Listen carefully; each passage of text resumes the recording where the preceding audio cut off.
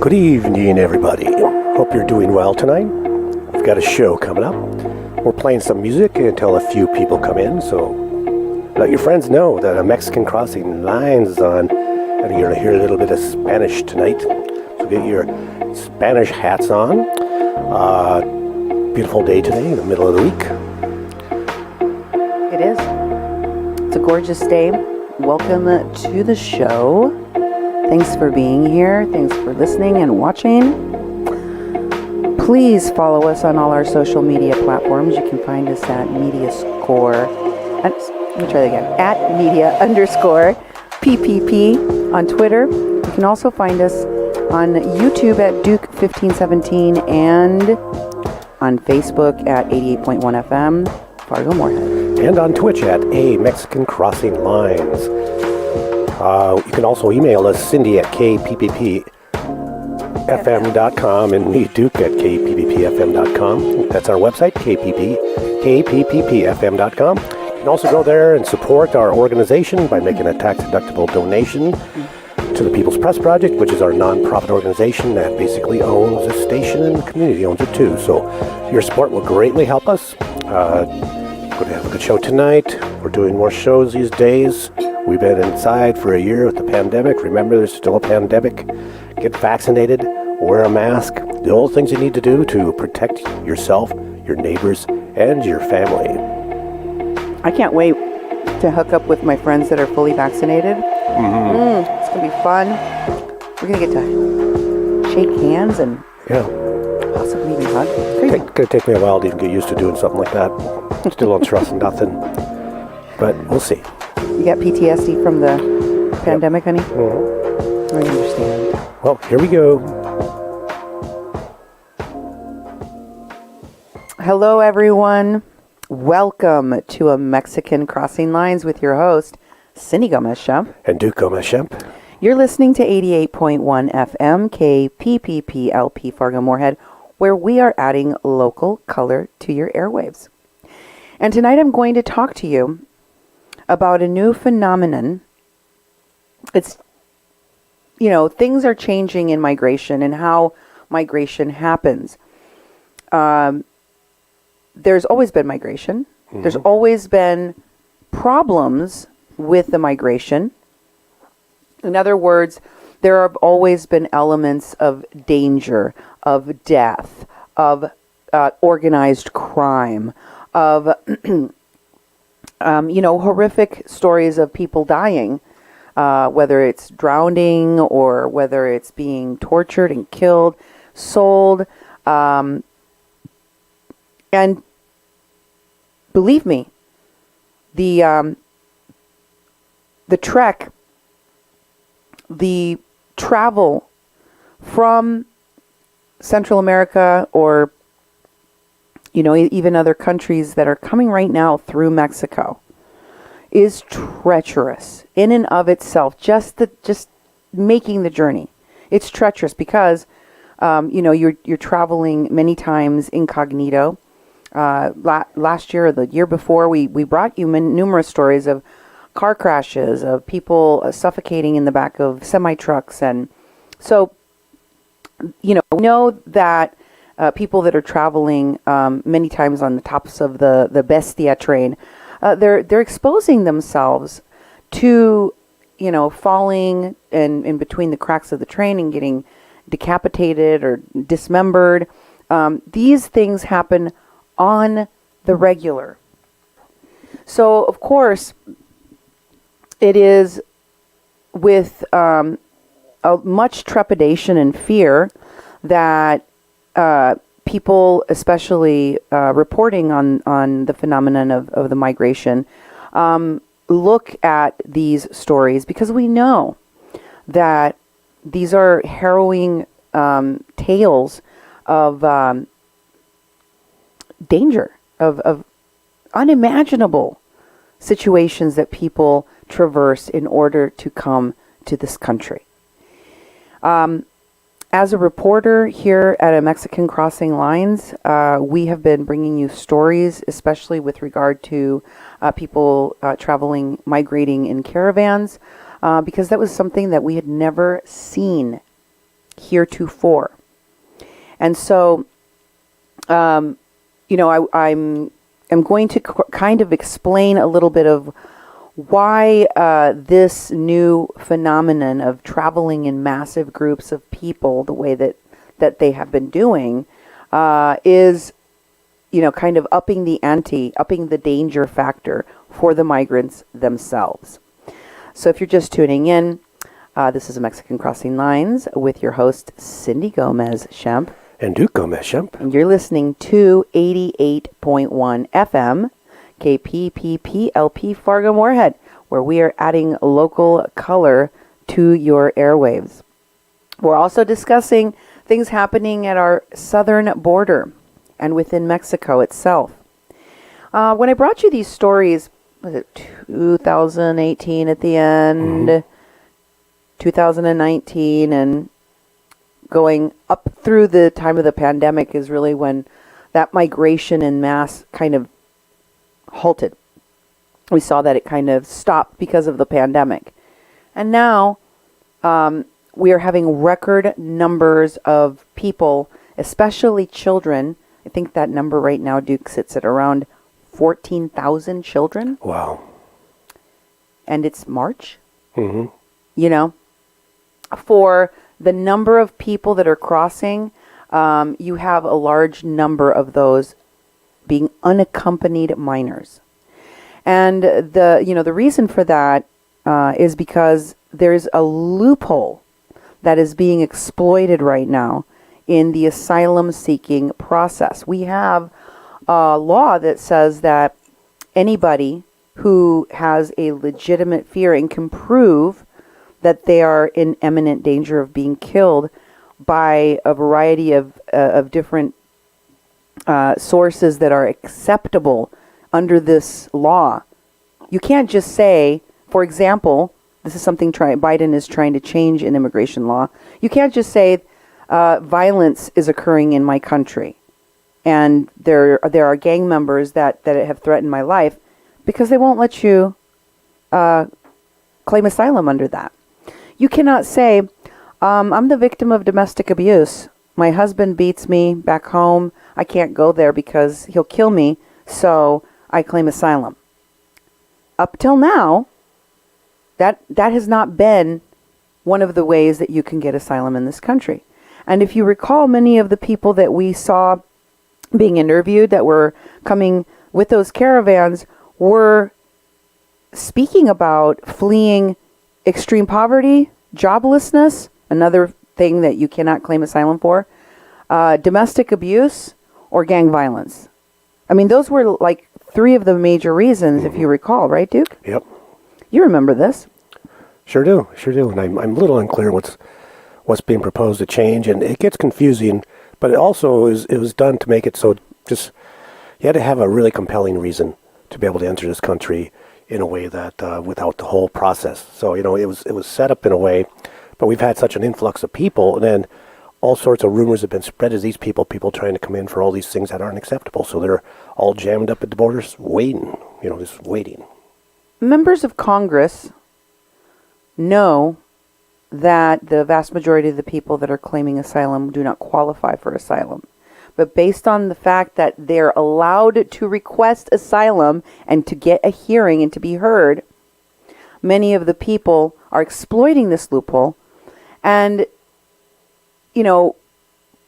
before, most of those people could be held in detention facilities, which the majority of are they're for-profit. They're not federal facilities. Mm-hmm. So people, were making money hand over fist by having a bunch of people filling their detention facilities, regardless of whether or not in the end that would lead to them being able to stay in this country. Mm-hmm. Which, again, I've said in the vast majority of the cases, it will not lead to them being able to stay.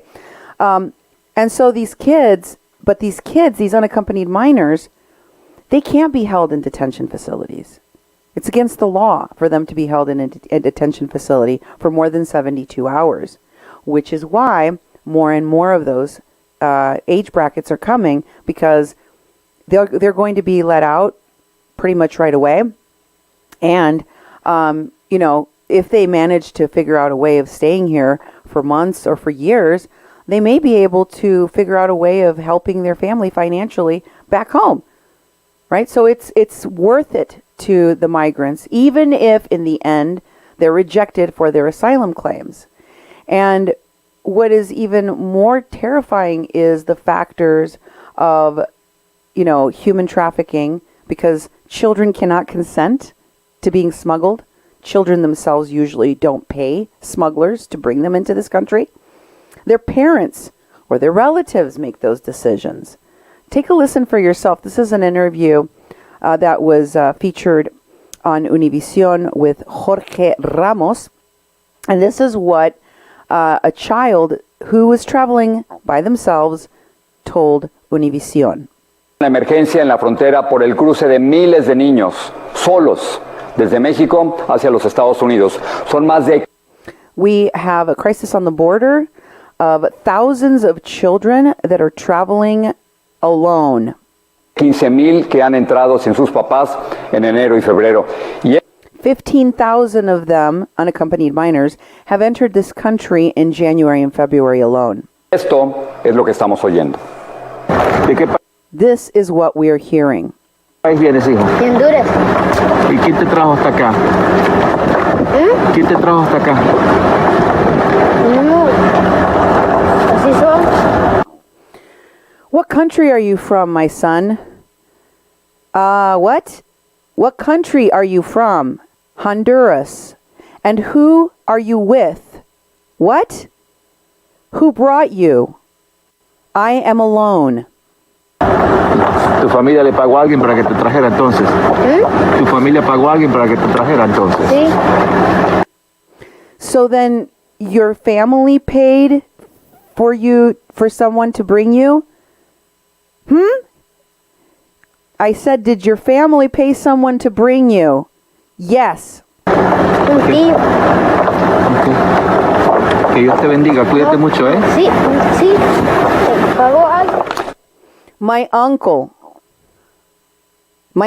he said, my uncle, and then the man interviewing said, thank you, may God bless you, my son. And the little boy said, my uncle paid.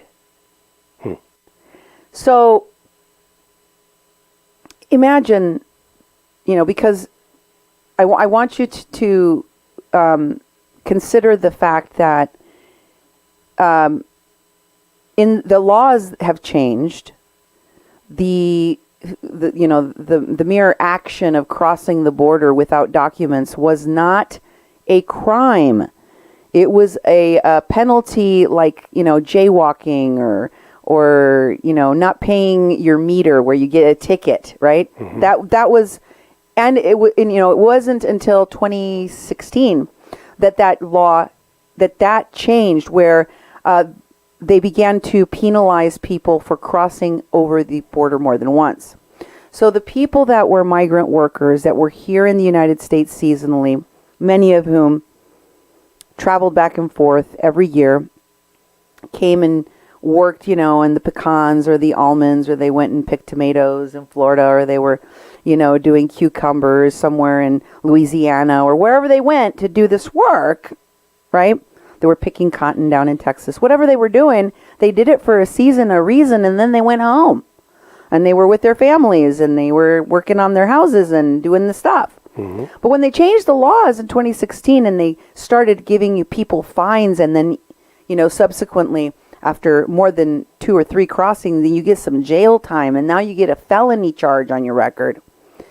People stopped going back home. They decided it was too dangerous to commute back and forth every year and go back and see their families every year. And instead, they decided they would just stay here because they couldn't afford getting that felony on their record. Mm-hmm. So they just stayed here. Many people have been here, undocumented, hiding in the shadows for decades, fearing at any moment that everything that they've built up, including their new American families, yes, because they started new families. Many of them couldn't stand being lonely and alone all the time. There are many people here, some of them, who have even committed polygamy because They have a legal wedding. They have a wife, a bride back home, who they've abandoned, and children who they decided they couldn't afford to go back and see or continue to support because they started a new family. They started to have kids in the United States, which are citizens now. They can't be deported. They've amassed wealth. They've bought a house or a car or whatever, and they're terrified any moment they could lose it all. What happened to all those kids that got left behind, that have been left behind? At some point, their mothers left too. There was mass migration, especially in the 90s, in the late 80s and 90s. All the women that got left behind with all those kids, they said, well, heck, I got to do something, and my husband's not going to send me money anymore because he's moved on. So they mass migrated as well. And what happened to the kids? Those kids got left with grandpa and grandma, with auntie and uncle. Many of them have a lot of family here in the United States, and they got left behind. One day, they grow up, and in their anger to try to understand, to comprehend, why did they get left behind? How come mom and dad never came back? How come they don't want to talk to me on the phone no more? Or grandma and grandpa dies. Or auntie and uncle die. And then they decide they're going to come here to the United States to find their families. And a lot of what you are seeing are people who have a family member here that got left behind in their countries, and they want to be recognized. They want to be part of their family again. So you see these children traveling, many of them by themselves, many of their parents or relatives paying smugglers to bring them. And what happens to them is none of the concern of the smugglers. Unfortunately, because many of the people that are traveling now are traveling in caravans, a lot of those people are first-time migrants. They have no idea what they're getting themselves into. They don't know what perils await them, or quite how dangerous all of this is going to be for an adult. Now, just imagine for a child. Let me show you some horrific details of what happened just this February when we had snowstorms in the southern part of our country where we usually don't. Remember the fiasco with Ted Cruz going to Cancun? Mm-hmm. Remember the snow that happened in Texas that burst the pipes that we all saw in the national media? Oh, yeah. Well, it messed up the smuggling operations at the border. And this is nothing new, by the way. Every year, hundreds of bodies are found dead in the desert. Some of them drown in the river. Some of them die of exhaustion in the desert. This year, we had and this has happened in the past too, when people are crossing in areas that have snow or ice. They get frostbite, but it rarely happens in Texas. It rarely happens in the southern states. Take a look at these headlines. This is from the Daily Mail. An immigrant woman suffered horrific frostbite after being left for dead by a smuggler, and she was forced to survive for 6 days. Wow. In the brutal Texas winter storm. The Mexican woman was abandoned in West Texas in the freezing snow. She spent 3 days hiding in the rocks and 3 days sheltering in an old shed. The woman eventually found a dirt track that led her to a ranch where she was rescued. Border agents found 200 undocumented migrants abandoned in the storm. Whoa. Let me just tell you that I was looking for the story to share with you of one of those people that got abandoned by the smugglers in the snowstorm during this winter snowstorm event that we had in the south of the United States, in Texas and Arizona and those places. Because it was a heart-wrenching story about a young boy from Guatemala who was traveling as an unaccompanied minor because he had family. His father was here, had been living here in the United States for many, many years, and the dad was undocumented too. And he finally, after being alone for so long, decided he was going to travel here. I believe the kid was like 16 years old. Anyway, he was one of the many hundreds of people. By the way, I couldn't find that story. I ended up bringing this one up because I couldn't find it. He lost his hands. That's not part of the script right now. The boy lost both of his hands, and while he was in the hospital, his family was too afraid to go see him and claim him because they were undocumented as well. And so now he finally got reunited with his family. He's finally here to help support his, aging father, and he can't do anything, and he's lost his hands. Wow. He became a victim of the smugglers just abandoning all these people. Now, you can bring up that picture of one of the men. Many of the people in the group died. Okay? That's the articles don't tell you this, but many of the people they died. Here are the lucky people, the people that lost limbs and fingers and got horrible frostbite, like this man. This immigrant was left for dead. He survived for 6 days. The 43-year-old woman, here are her hands. Let me show you a woman that was abandoned. These are her hands. You see the black? Oh, yeah. That's what happens when your skin dies. It's horrible. And the reason why they need to amputate these people's limbs or fingers is because once the flesh dies, it starts to rot. Mm-hmm. Why? What happened to the boy was his fingers burst open like sausages from, they exploded basically.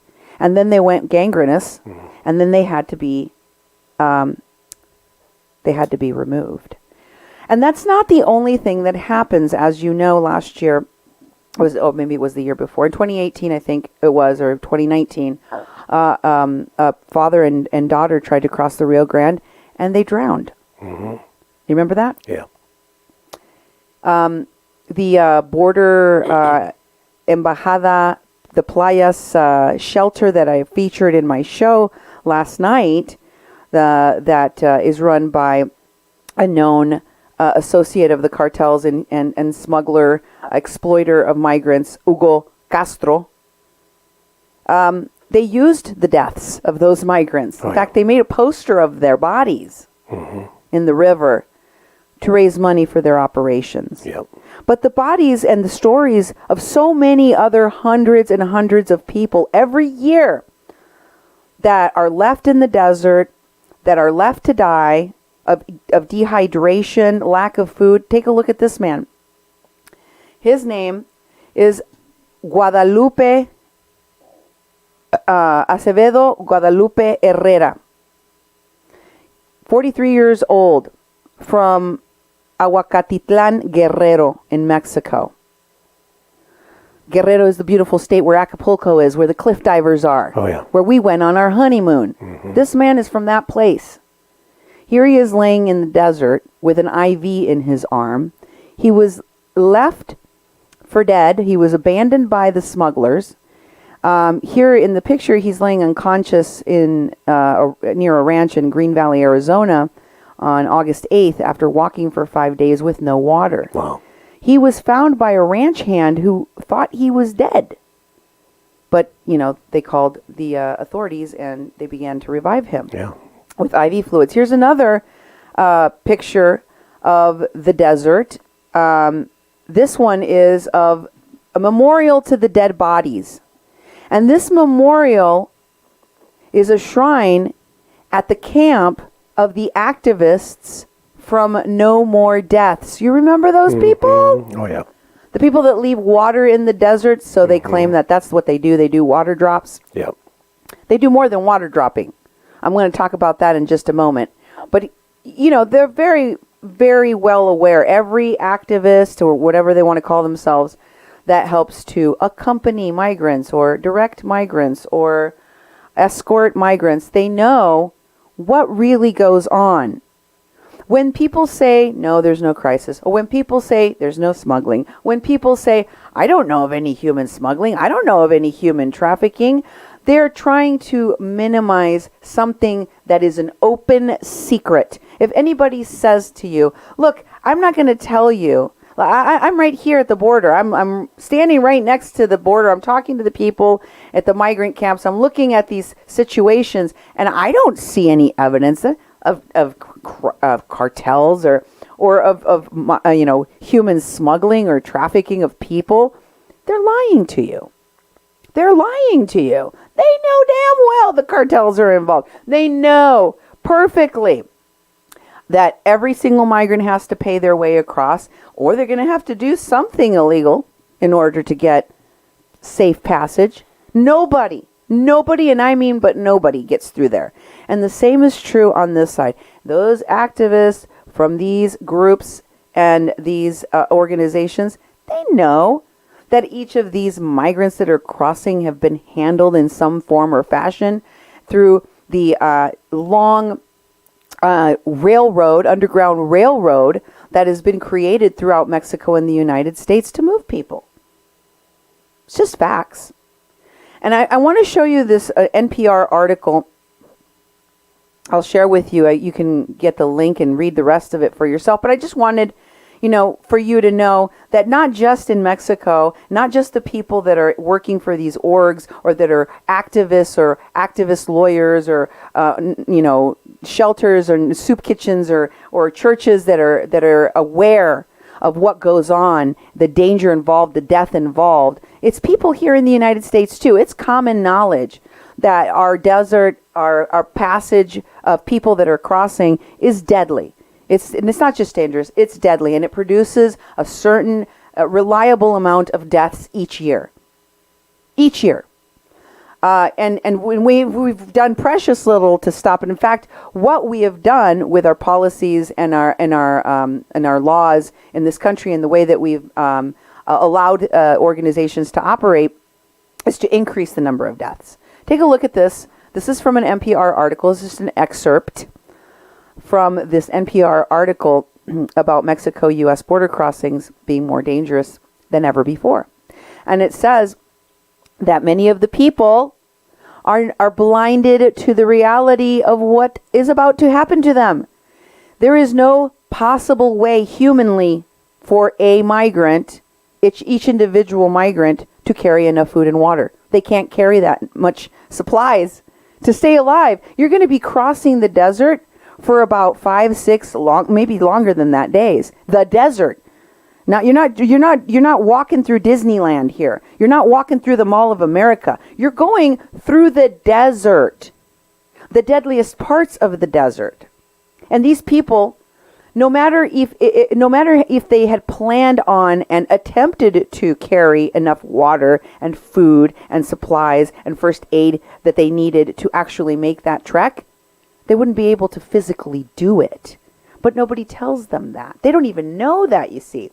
And if you could go back to that graphic for just a moment, I want to show people the people in this area, including Reverend Robin Hoover, from the founder of the Humane Borders Project, said that they're trying to reduce deaths of people that cross the border because people are dying all the time out there.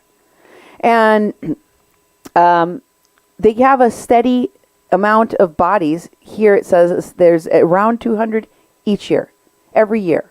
Okay? So no matter how you measure it, there's always going to be danger and death associated with people attempting to cross the border. I want to jump to the Univision video first and then talk about the decision. Well, actually, let's go back to the Intercept for a minute. Here's an Intercept article that I will share the link to for my viewers and listeners. But I want to just remind people, because I showed you in that NPR article that the No More Deaths shrine to all the dead people was, evidence of the fact that these organizations know that there is a lot of danger and death involved. But I want to remind folks that last year, No More Deaths won a pretty significant court battle. A federal judge reversed convictions of this organization's border volunteers who were dropping, alleging that they only dropped water in the desert and only provided first aid to migrants that they found that were on the brink of death. The reality is that what they won was precedent under the law. This organization, which is funded and founded by the Universalist Unitarian Church, which is a religiously non-denominational church. Mm-hmm. It's like it takes the religion out of the religion. That's right. Kind of. Mm-hmm. I mean, that's literally what the... Am I reading wrong what the Universalist Unitarian means? That's what it is. Explain it to me. Like I'm a 5-year-old. Because I just want people to know, these people, folks, this group, No More Deaths, they made a court case saying that this activity was part of their religious beliefs. Their deeply held religious beliefs, them dropping water in the desert and helping migrants in the desert. Therefore, they cannot be convicted of escorting and or smuggling and or aiding or abetting this activity. What are Universalist Unitarian religion deeply held beliefs about? Well, they're all about social justice. My impression of going to their services and their churches and meeting with Unitarians is that they're intellectual style people, not very spiritual, but very passionate about things. And their services are, you can tell some people like the religious service and they kind of mix that stuff in, but mostly it's social. Do they read the Bible in the services ever? Nope. Not that I remember. They've done. Have you ever seen them read a Bible? Nope. But I can't, it's not based on scripture. The church is not based on... What about God? God or Jesus or scripture. It's based on community gathering. It's not based on... Is it based on another God? Maybe not the God that we know, the Christian Judeo God. Nope. Is it based on another God? It could be King Kong. I don't care. I'm just asking. Nope. I've never seen because I don't understand it. I don't know enough about it. But so we were able to get a law passed in this country that said the people that have been accused, including Irineo Mujica, who was arrested working with that group, transporting migrants in his car, undocumented people, through his taxi service that goes across the border and brings people and takes people across the border. The same Irineo Mujica who's been arrested on a number of occasions in Mexico for smuggling people and exploiting migrants, including unaccompanied minor boys. They can do what they do with impunity because a federal court decided that is protected under the Religious Freedoms Act, a law that says you're practicing your religion, and if they're practicing your religion, you cannot be stopped in your practices. What do you guys think about that? Leave me your comments. Let me share with you the reality of what's really going on. I'm about to show you a video, and I'm going to translate it for you because I don't think anybody in the media is talking about it, and you need to know. You need to know. This is what is really happening. The people in these caravans, the migrants, including the children, are being bought and sold like chattel, like commodities, like merchandise. Check it out. Como si fueran mercancías, todos los inmigrantes que cruzan por esta zona de Texas son marcados con un brazalete. Las pulseras de diferentes colores y... As if they were merchandise, the migrants that are traveling through Mexico into the United States are given a bracelet. Con diferentes signos y palabras, las colocan los cárteles mexicanos. They have a number of different signals and words on them. The cartels place these bracelets on to the migrants, Mexicanos a quienes pagan una cuota de $500. which the migrants must pay a quota of at least $500. Que es el derecho de paso por el río Bravo. And that is the cost that you have to pay to get across the Rio Grande. And you saw that boat. That's the same Seahawk number 4 smuggling boat from the staged event the staged media thing where they had, the people going back and forth several times on CNN, which I showed you in my show a couple days ago. Ahora, como los flujos son tan inmensos, les están poniendo este brazalete que... The business and the number of people migrating at this time is so immense that they are now having to use these bracelets. Les permite tener un mayor control de todas las personas que van a cruzar. That permits them to have more control over all of the people that are about to cross. Ilegalmente por la frontera de Tamaulipas. Illegally through the Tamaulipas border. The Tamaulipas border is the state that is right next to Brownsville, Texas, just for reference. A lo largo de todas las veredas desde la orilla del río Bravo hasta la zona urbana de Roma, Texas. Along all of the roads and streets and paths, going all the way from in Mexico all the way to Rome, Texas, you can find these bracelets littering the streets. Se pueden encontrar cientos de pulseras como esta que van dejando los inmigrantes a través de su camino. Hundreds of them are left scattered along the routes by the migrants as they're traveling toward the river. Agentes de la patrulla fronteriza y las policías locales han documentado los brazaletes.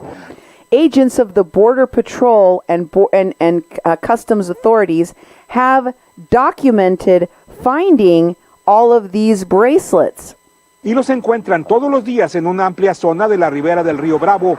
And they find them strewn along a large area adjacent to the Rio Grande. Desde la zona de Peñitas hasta Roma, Texas. From here, from the border river area, all the way to Rome, Texas. Información de diversas fuentes sugiere que las pulseras tienen multitud de datos que utilizan. The amount of different markings and data that can be found and the number of different colors of bracelets that are handed out seem to indicate that they are used for documenting a variety of data, including how much what kinds of services each individual has paid for, and for what cartel they paid it to.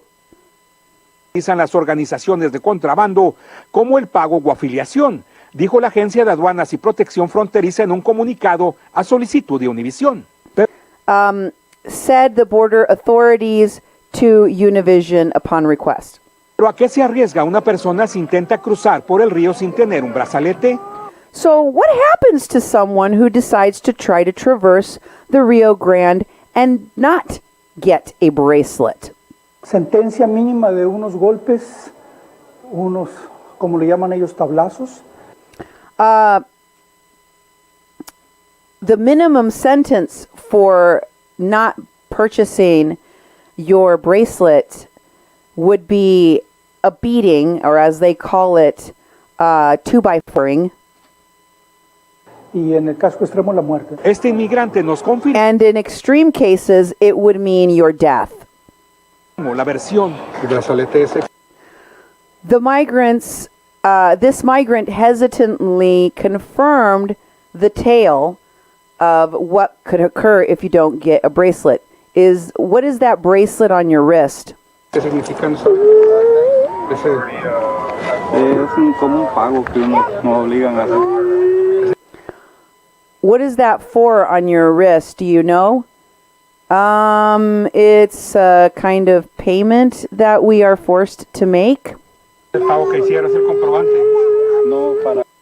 So the payment that you made, this is a confirmation or proof that you paid it?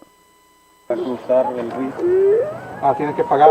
Sí, si no, nos matan escapar. Pero en la práctica. It's payment for the river. Oh, so you have to pay in order to cross. Yeah, if we don't pay, they're capable of killing us. Que casi ningún migrante quiere hablar de esto. Nadie trae la pulsera. No. Todos se desprenden. hardly any migrant will confirm or want to talk about the bracelets that most of them are wearing. Are you wearing a bracelet, ma'am? Nope, she says. And almost instantly upon crossing the border, they rip them from their wrists and toss them to the ground. De ellas tan solo pisan suelo estadounidense. ¿Tienes de esas tú? ¿Tú tienes una de esas? Pudimos ver que lo portan por igual niños y adultos en la muñeca o los... Hey, what you got there? What you doing? We could see, we were able to observe that people ripping armbands and ankle bracelets off of themselves also were doing so for each of the children. No one goes without a bracelet. tobillos, ya que nadie está exento del pago. No one is exempt from payment. Esta es una práctica no conocida antes y demuestra el férreo control que desde México imponen las organizaciones criminales. We had never been able to document in the history of migration anything like this before. And it shows the level of control that organized crime in Mexico has over every single crossing of migrants. En el tráfico de personas debido al jugoso negocio que está resultando. In the trafficking of people and due to the massive business that these operations represent. El paso de miles de inmigrantes en esta nueva ola. With the passage of thousands of migrants in this new wave. En Roma, Texas, Francisco Cobos. In Rome, Texas, Francisco Cobos reporting. The end. Wow. It's like they were going, you would To think. a fair ride, you know. Yeah. They're wearing these bracelets as if they were going to go on Magic Mountain. As if they were going to go to Coachella, but they're not. They're going to go on the Seahawk #4. They're going to go on the Rio Grande raft, right? They're going to cross the river. And the cartels, see, the different colors of your wristband correspond to how much you paid. What did you pay for? Did you pay for the busted raft without any Life preservers. Life preservers? First class. Or did you pay for the first class treatment? What did you pay for? And what cartel did you purchase? It's like the airline. Yeah. Except here it's the organized crime gang. Which one did you pay? Who's in charge of you? What? And this also indicates to the smugglers. Okay, those are my people. Yeah. All they got to do is see that little wristband. Okay, those are the ones that I'm in charge of. Those are the ones I'm in. Okay, you're my people. Come over here. Wow.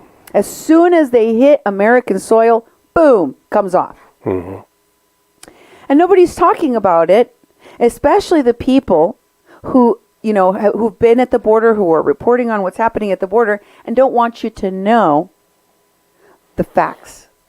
That there is smuggling, that there is organized crime involved. It's obvious, and everyone in Mexico knows it, and most people in the United States know it too. And now, thanks to Mexican Crossing Lines, you do as well. Thank you for being with us here on A Mexican Crossing Lines with your host, Cindy Gomez-Schempp. And Duke Gomez-Schempp. You're listening to 88.1 FM, KPPPLP Fargo-Moorhead, where we're adding local color to your airwaves.